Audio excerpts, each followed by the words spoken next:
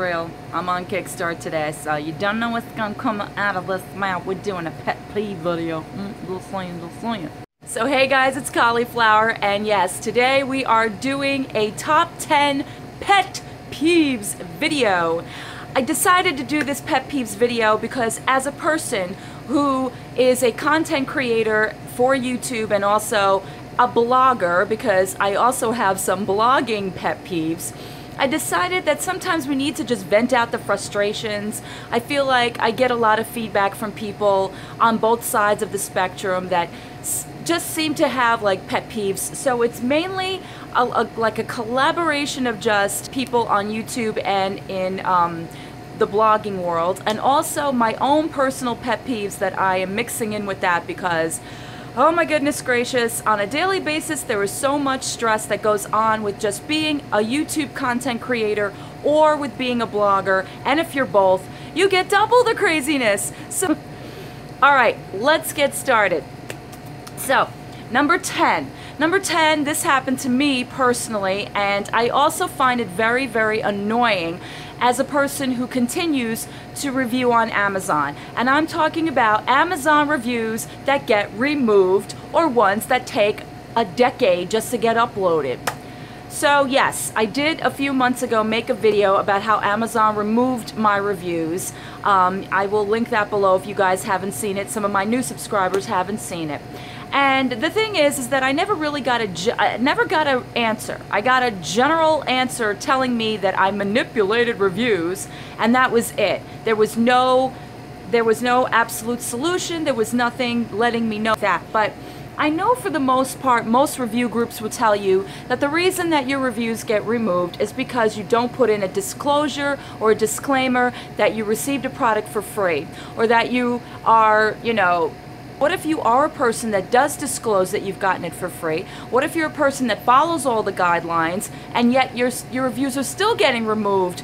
Or if you put up a review that has pictures and you're waiting and waiting and waiting for it to upload to Amazon. I mean, what is that about? Why isn't it going? If every review group is giving you a product faster because they want you to put pictures up, if every seller wants to see proof that you're using this product, why is it taking Amazon so gosh darn long to put up your review in the first place when you've got pictures, or forget videos? Videos, it's like 2 days. I will never understand it, but it is one of my main pet peeves. I can't take it. I'm sure that y'all are in agreement with me. Alright, and in the same realm of a pet peeve, I've got number 9 for you. Thing that I'm gonna get slacked on, but for me lately I'm having an issue with this, and that is the review groups. What is with the review groups these days?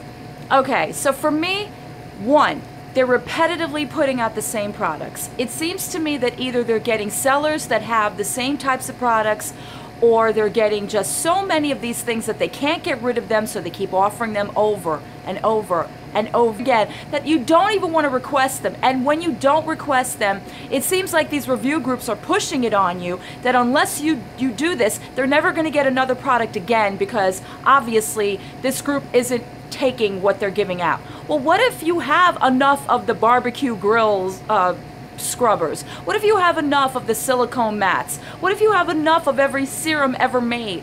What if you just don't want the shit they're offering you? Moving on. Number 8, hashtags for product reviews. Now, as a blogger and as somebody who also does YouTube content, whenever you're dealing with a company, they want to know that you're using their products. I get it.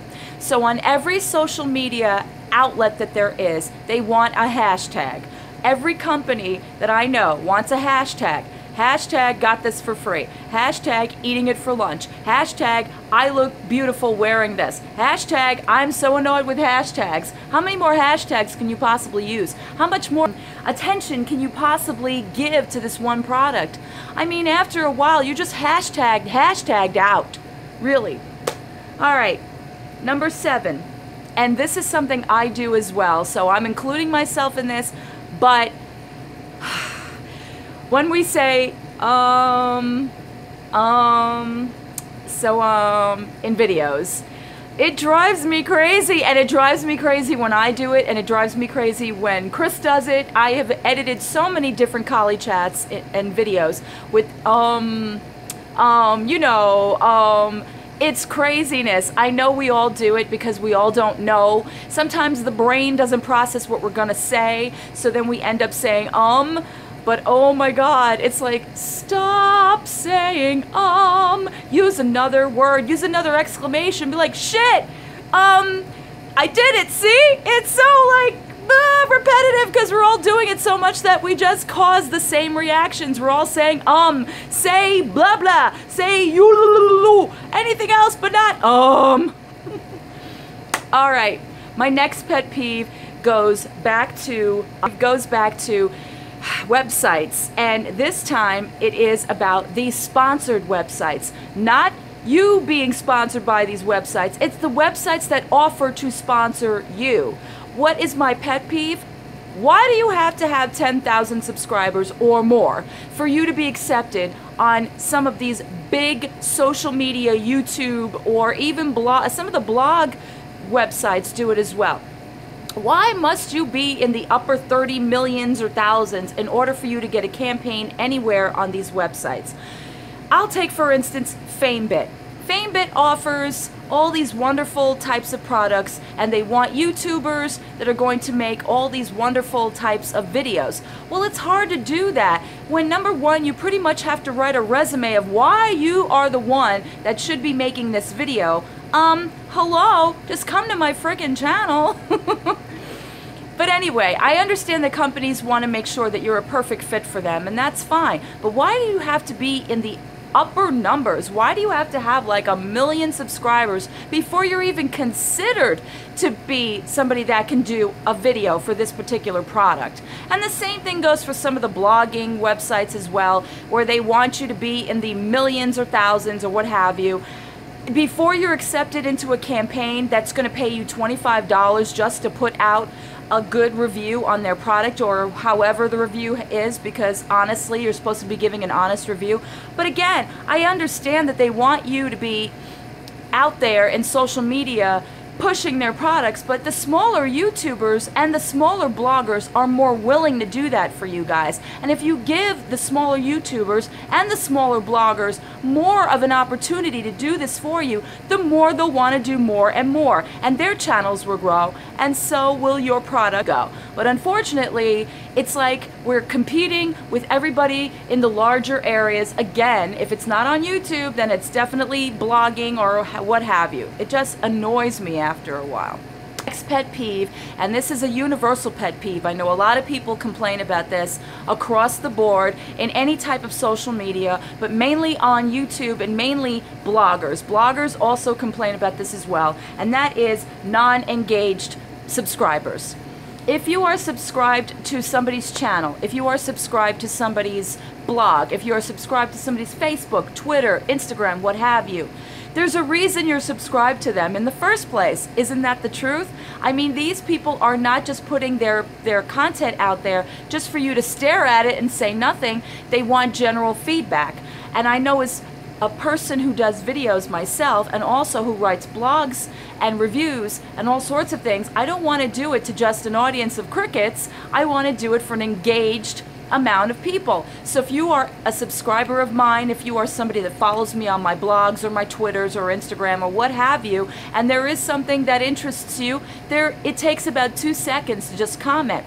And the same thing goes for YouTubers. If you're making videos and you're getting comments, what is the big deal about you answering comments? And I don't just mean thanks for watching, and sometimes YouTubers don't even answer half of their comments, but an engaged YouTuber, an engaged subscriber, and an engaged blogger, all of us, we need to give that feedback. It's like having a conversation with your fans, so to speak. In order for that, they want to know that you're actually going to engage with them. And the same thing goes for you subscribers. If you're going to come and watch our content, if you're going to come and see our Instagram pictures or enter our giveaways, or if you're going to read a blog post and not say anything, well, what are you doing? I mean, honestly, I know that you can't answer everybody, but it really doesn't take that much time to engage with the people that are watching you or the people that are creating for you. Just saying. Pet peeve is not one that I have personally, because in some of my videos, especially my Collie Chats videos, I do this on occasion because, hey, we're drinking wine and we're having conversations. But there is a level that I think sometimes it gets a little too much, and that is cursing and swearing in your videos and sometimes on your blog posts. Now, don't get me wrong, like I said, I'm one of those YouTubers that, yes, the F-bomb will get dropped here and there, or the S-bomb will get dropped here and there, because, hey, we're human and we all talk that way in our daily lives. Let's be real. But unfortunately, there are some channels that do it every other sentence and in every other description. Hey, yeah, I got this effing card today, and I also got this shit cream, and I'm gonna effing try it out today, and this is gonna be the effing bomb. I mean, after a while, you're just desensitized to anything else that they have to say, because all you hear is I'm not even gonna say it, just beeping it out. But I do understand that, you know, there's a level of you want to be yourself and you want to just maintain who you are, and you're not going to change that for nobody, yo. I get it. But sometimes when other people are watching you, especially consider your audience. If you have a young audience, if there's teens or even below the teenage. I know there's a lot of preteens that watch me as well. I do have to watch the way I speak. It's also bad for companies that are also watching you and also are judging you based upon how you present yourself in videos. And if you're doing nothing but dropping that F-bomb and saying, you know, all sorts of colored things during your, what have you, reviews or your hauls or whatever it is, you can expect that they might just move along because they might not even consider somebody with a potty mouth. Just saying, but it's not just my opinion, it's a universal opinion, okay? Is also in the blogging world. It is whenever, let's see how I can put this, because this is something that I know one of my close friends, when there is so much information you're providing your audience, you're actually giving them how-to videos or how-to blogs and saying this is how you can do this, that, or the other thing, and yet they're asking you for more. They want the instant gratification. They want like the products you have or the event you just went to or the tickets you just got from some sort of, you know, thing you're part of. But they're not willing to do the work. So in my estimation, my pet peeve is too much asking. Why are we asking for so much and we're not willing to give what the person you're asking is offering you already in their videos and their content? They're already putting it out there. They're already saying, I use this contact, I use this website, I do this type of thing when I'm working on my blogs or my YouTube channels or my videos or that kind of thing. So why are you asking for more? You're a greedy asker. Move along. Move along. It's such a pet peeve. Ah. All right. My next one, and I guess we're getting into this is like my below now, my fourth I think we're on. Too much social media. I know, this is such a hypocritical thing to say, but the truth of the matter is on a daily basis, any one of us, we have got a ton of social media and we are doing nothing but checking it or looking at it or engaging with it, and sometimes you can get just too much social media brain. I know I do. All I know is I'm up really, really late at night, and the first thing I do whenever I am up in the morning is I am on social media, whether it is Facebook, whether it's Twitter, YouTube, Instagram. It is social media consciousness constantly.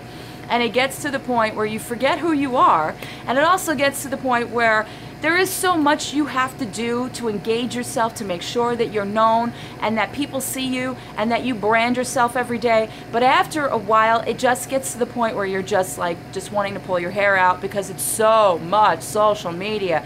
It's like post your videos, it's like post your blogs, it's put this picture up on Instagram and tweet this to Twitter and post this on Pinterest and make sure that it's linked into LinkedIn, and oh, now there's Snapchat, so if you're waking up in the morning, woo, there I am, blah, for 20 seconds of me. It's so much social media that it just gets too much. And like I said, it's a hypocritical thing to say, but at the same time, you have to stop and realize that you are a human being, and social media is just what it is. It's media. But to be social, you really have to be social. You have to actually go out there and live a life. All right. My second pet peeve, and this is again going to be a controversial thing to say, but I'm going to say it because it's one of my personal ones, and that is unoriginality. That's going across the board. Unoriginality in YouTube, on your blog. It's like, why is everybody adopting or adapting almost the same formulas? Or why do they think that just because it's successful in one area, it's going to be successful for you as well? Why do we all do it? And I know I'm not saying about certain tags and challenges and that kind of thing, because that's like something that you include because people want to see how you do it personally in your own individual way. But I am saying, like, why are we all doing the same types of videos? Why are YouTubers copying the same, like the bigger YouTubers, the Jaclyn Hills and the Graveyard Girls and the Manny UMUAs and whoever else we're just like parroting? Why are we all trying to look like them? Why are we trying to adopt them? The Kylie Jenners, the Kardashians. Why are we all doing this? And it's not just unoriginality in trying to be a certain YouTuber, it's also unoriginality in the content. I mean, why? Why are we all doing the same types of videos? Yes, I do empties videos, but I want to do empties videos in a completely different way. Yes, I do favorites videos, but I want to do favorites videos in my own way. We don't all have to do the same things all the time. And the same thing goes for bloggers. We don't all have to write about the same things all the time. We don't all have to speak about the same things all the time. Blogging is a personal thing as far as I'm concerned. It's about your personal world, what goes on in it, and what you have to offer and what you want to offer. It doesn't mean because so-and-so has got all of these followers that you are going to be doing the same thing, because if you follow that follower and they give you all of their information, you can do the same thing. That doesn't always apply, and it doesn't always happen. So be original. Just go out there and put yourself out there and try new things and try new ideas. I mean, they may not all work. I've had some that fail, but at least I tried. And my number one pet peeve is overhyped products. OMG, let's get off the overhyped products. Seriously, it's like one of my biggest pet peeves, and that goes across the board. On YouTube, on Facebook, on anything, on any social media, Instagram, any of that. It's like enough already. I know that there are some really great cosmetic companies out there. I'm not talking about the established ones. I'm not talking about MAC. I am not talking about Tarte or Too Faced or anything like that. I am talking about the most overhyped products, whether it's at the drugstore, whether it's, you know, just its own component or what have you. Not everything in the YouTube and Facebook and blogging community is wonderful for everybody. Everybody has an opinion.